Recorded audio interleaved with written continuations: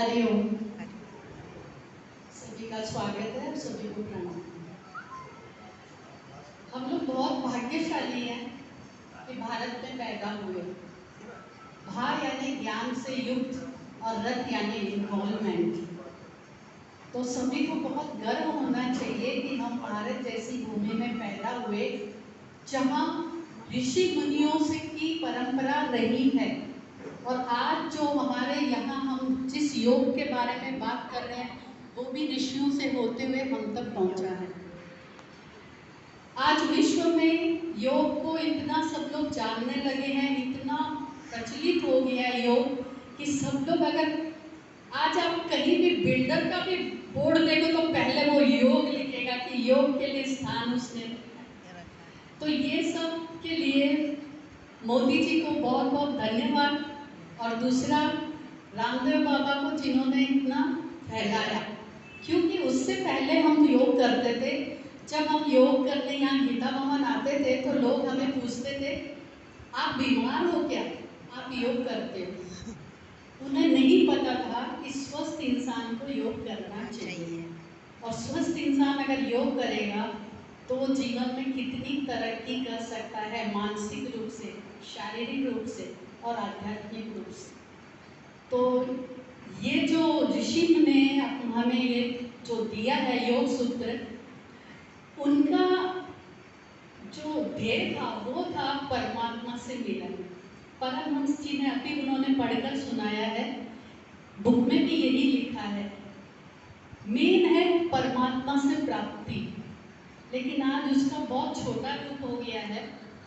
जो भी लेडीज आती हैं या जो भी योग करते हैं वो सिर्फ उनका एक ही होता है मकसद, हमारा वजन कम हो जाए और या हमें जो तकलीफ है वो कम हो जाए, इससे ज़्यादा कुछ नहीं होता। लेकिन ये इतनी ऊंची साधना है कि जिसे कर कर लोगों ने परमात्मा से मिलन कर लिया।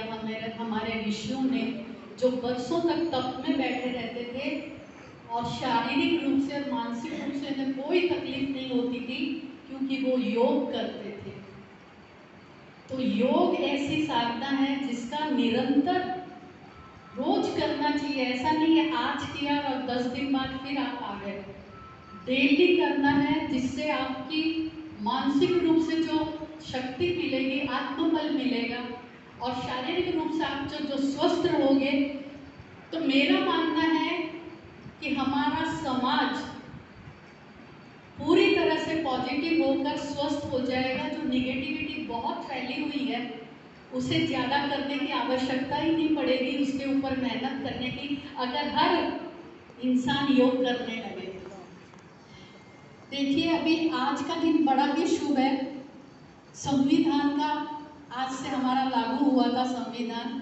अगर अंबेडकर जी ने उसमें एक लाइन और लिख दी होती कि सभी भारतीयों को योग करना जरूरी है, तो शायद हमारा विपक्ष